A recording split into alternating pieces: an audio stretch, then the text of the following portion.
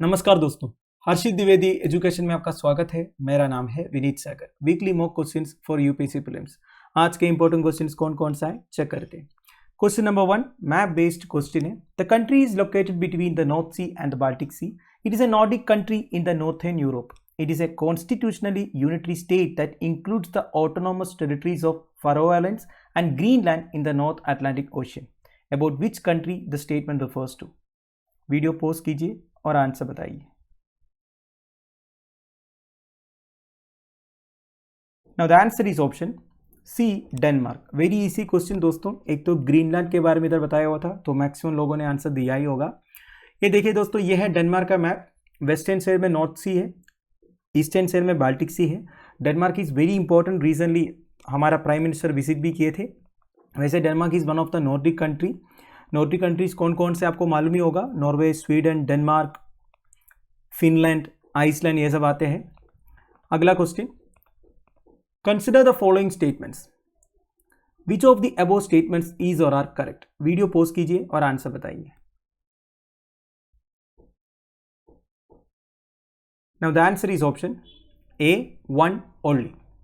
देखिए, anchor investor का मतलब क्या होता है दोस्तों। Anchor investor is a qualified institutional buyer who invest before the IPO is made available to the public. देखिए, एक कंपनी जो है वो आईपीओ रिलीज करने से पहले या फिर पब्लिकली लिस्ट करने से पहले जो उस कंपनी में इन्वेस्ट करते हैं ना, उसे आप एंकर इन्वेस्टर बोल सकते हो। सो सेकंड स्टेटमेंट इधर गलत है। Foreign portfolio investors are not allowed to invest in IPOs on by the public sector in India. ऐसा कुछ नहीं दोस्तों, फॉरेन पोर्टफोलियो इन्वेस्टर्स भी इन्वेस्ट कर सकते हैं आईपीओस में जो पब्लिक सेक्टर भी ऑन करते हैं। ठीक है, so the answer is option A, one only.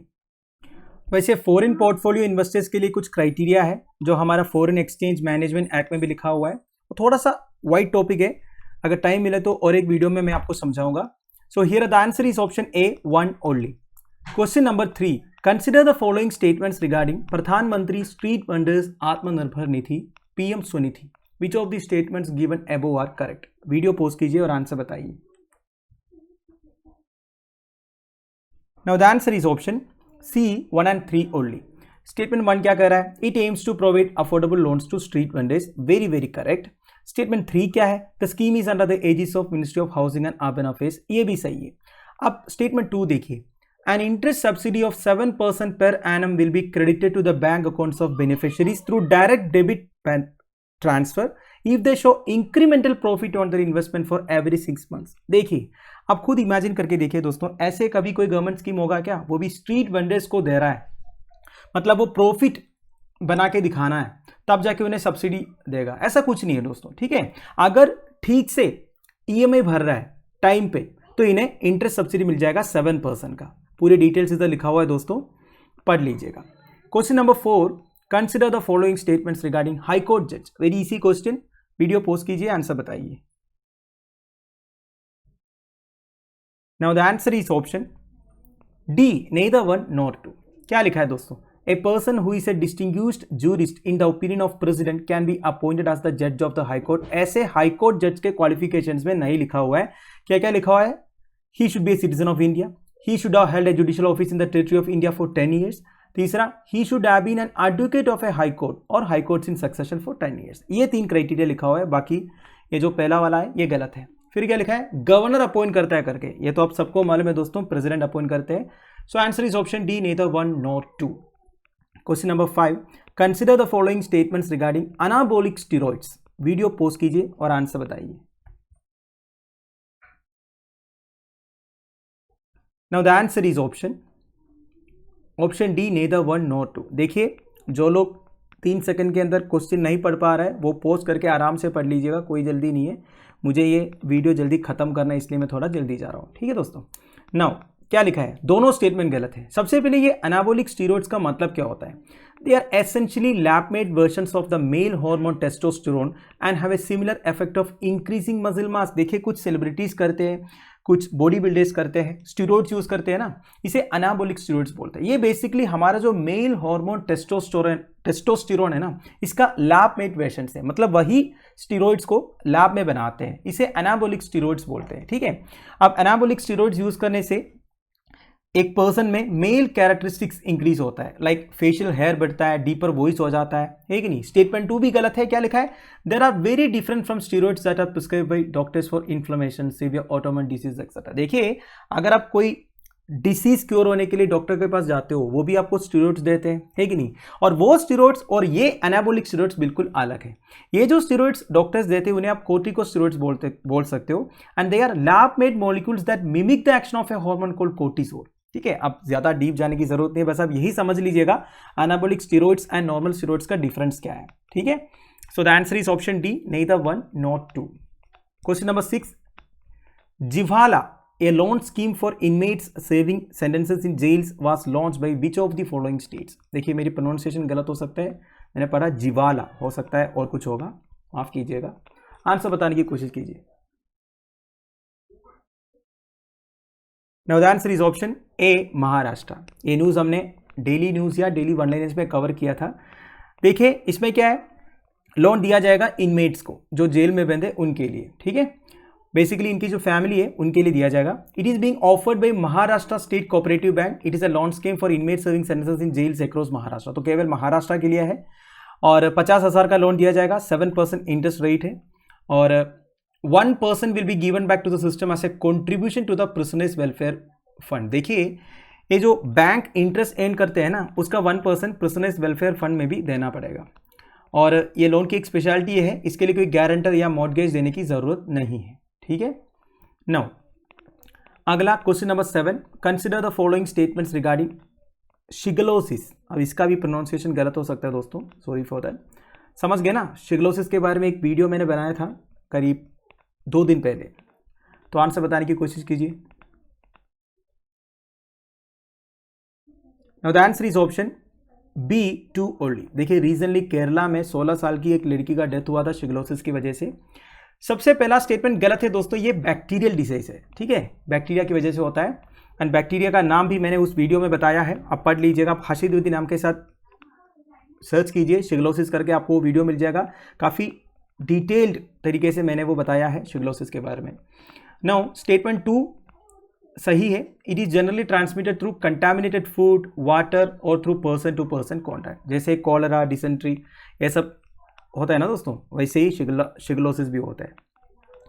Now question number 8, consider the following statements regarding purchasing managers index PMI। Which of the statements given above are not correct. बताना है कौन सा सही नहीं है। वीडियो पॉज कीजिए और answer बताइए। Now the answer is option C, 1 and 3 only. तो देखिए, स्टेटमेंट 2 इधर सही है। Index is released at start of every month. देखिए, PMI कंपेल करते हैं दोस्तों इंस्टीट्यूट ऑफ सप्लाई मैनेजमेंट, जिसे ISM बोलते हैं। इसे हमें हमारा इकोनॉमिक ट्रेंड पता चल जाएगा। Basically manufacturing and service sectors का इकोनॉमिक ट्रेंड क्या है, किस डायरेक्शन में जा रहा है, इनका तरक्की हो रहा है या फिर ये डाउन जा रहे हैं, ऐसा पता चल जाएगा। अब देखिए, PMI का जो नंबर है ना, ये 0 to 100 में होता है। 50 से ऊपर है, इसका मतलब यह है एक्सपांशन हो रहा है। 50 से नीचे इसका मतलब यह है कॉन्ट्रैक्शन हो रहा है। अगर 50 है, इसका मतलब है नो चेंज। तो ध्यान दीजिएगा, this is a very important question. Purchasing manager index के बारे में काफी बार एग्जामिनेशन में पूछा है।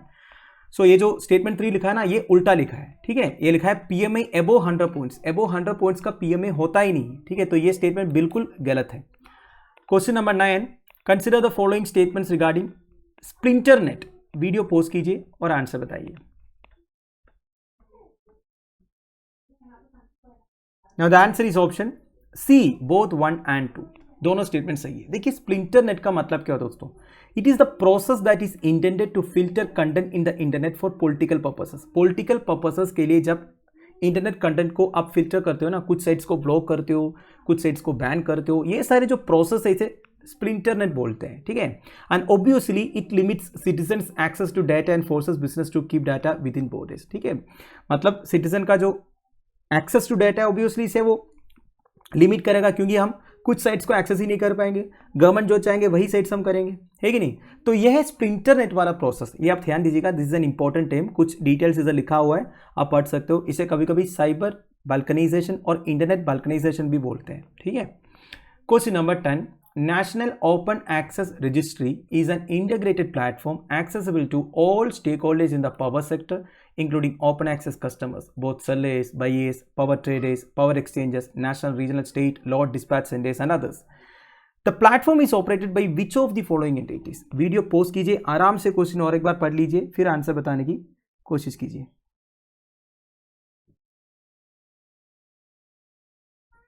Now the answer is option B, national load dispatch centre. तो basically national open access registry जो है national load dispatch centre operate करते हैं. ये आप ध्यान दीजिएगा, कुछ डिटेल्स इधर लिखा हुआ है दोस्तों इसके बारे में.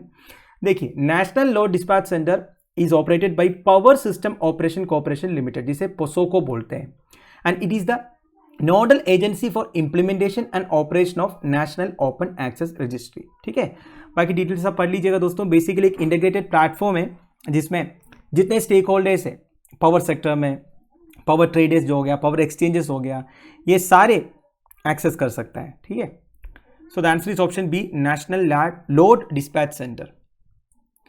Question number 11, World Press Freedom Index is published by which of the following entities? Very easy question, video post कीजिए और आंसर बताइए. Now the answer is option C, Reporters Without Borders. देखिए, recently World Press Freedom 2022 release हुआ था. India का rank है 150, again नीचे चला गया. टोटल 180 कंट्रीज में है. Countries are ranked after being assigned a score from 0 to 100. 100 मतलब highest possible level of press freedom है, 0 मतलब वर्स्ट है. अब मुझे बताइए कौन सा कंट्री सबसे टॉप पोजीशन में है. वैसे ये न्यूज़ हमने कवर किया था. Question number 12, consider the following statements regarding torrefaction. Which of the statements given above is और आर करेक्ट? वीडियो पोस्ट कीजिए और आंसर बताइए. Now the answer is option C, both 1 and 2. देखिए, टोरेफैक्शन बेसिकली एक thermal process है जिसमें biomass को cold एक मटेरियल में कन्वर्ट करते हैं. ठीक है, इसके लिए बायोमास को हीट करते हैं between temperatures 250 to 300 degree Celsius in A low oxygen atmosphere. बस पूरा लिखा है डेफिनेशन और एक्सप्लेनेशन. तो टोरेफैक्शन ये होता है, कुछ और डिटेल्स इधर लिखा हुआ है. ठीक है, वैसे न्यूज आया था NTPC invites EOI to produce torrefied biomass pellets from startups. तो स्टार्टअप से ये जो बायोमास पेलेट्स प्रोड्यूस करवाने का एक इन्विटेशन दिया है National Thermal Power Corporation. Question number 13, operation Satark recently seen in the news is related to. एक वीडियो के थ्रू ऑपरेशन सतर्क मैंने कवर किया था. वीडियो पोस्ट कीजिए और आंसर बताइए. Now the answer is option A, seasoning illegal tobacco products on trains by the railway police force. तो railway police force एक ऑपरेशन कंडक्ट किया था जिसमें वो illegal tobacco products, smuggling, drugs, ये सबको रोकने के लिए एक ऑपरेशन उन्होंने कंडक्ट कराया था, ऑपरेशन सतर्क करके. पूरी डिटेल्स इसे लिखा है दोस्तों. देखिए, operation Satark by railway police force aims at taking action against illicit liquor, fake Indian currency notes, illegal tobacco products, unaccounted gold, cash, precious items etcetera. देखिए, आपको पता ही है मैक्सिमम जो स्मगलर्स है वो रेलवे रूट यूज़ करते हैं क्योंकि पकड़ने का चांस बहुत कम रहता है इसलिए. पर रेलवे प्रोटेक्शन फोर्स को ये बात पता है, इसलिए इन लोगों को पकड़ने के लिए इन्होंने ऑपरेशन सतर्क करवाया था. और ये ऑपरेशन सतर्क से tobacco products worth more than 44 lakh seize किया गया एंड 14 लोगों को अरेस्ट भी किया गया. ठीक है. Question number 14, consider the following statements regarding Jagat Guru Basaveshwara.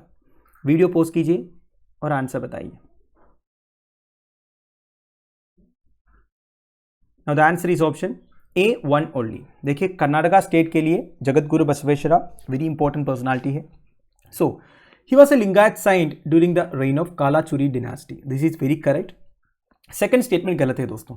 देखिए, Basava fought against the inhuman practice of caste system which discriminated against people based on their birth. NCERT शायद 9th या 10th हिस्ट्री क्लास में आपने बसवेश्वरा के बारे में पढ़ा होगा.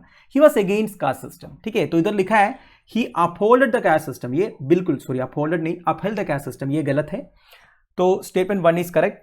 Answer is option A, 1 only. बाकी डिटेल्स आप पढ़ सकते हैं दोस्तों. बसवा जयंती में प्राइम मिनिस्टर ट्रिब्यूट्स पे किए थे इसलिए न्यूज़ में आया था.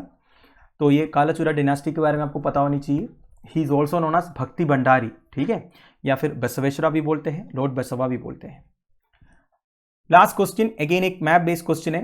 कुछ ज्योग्राफिकल फीचर्स दिया हुआ है एंड कंट्रीज दिया हुआ है, आपको मैच करना है. वीडियो पोस्ट कीजिए और आंसर बताइए. वैसे आपको बताना है which of the players given above are not correctly matched. कौन सा करेक्टली मैच्ड नहीं है ये बताइए.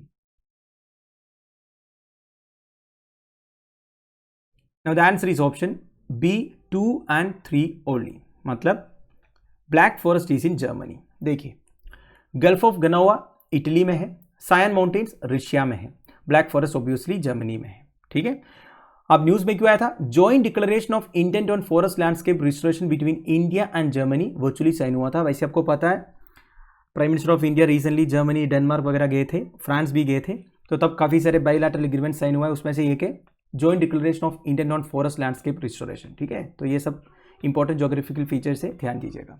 Answer is option B 2 and 3 only. तो दोस्तों that's end of it. I hope आपको वीडियो इन्फॉर्मेटिव लगा होगा। लेक्चर की पीडीएफ एज यूजुअल आपको टेलीग्राम चैनल में मिल जाएगा, जिसका लिंक नीचे प्रोवाइडेड है। Thank you for watching, bye bye, have a nice day.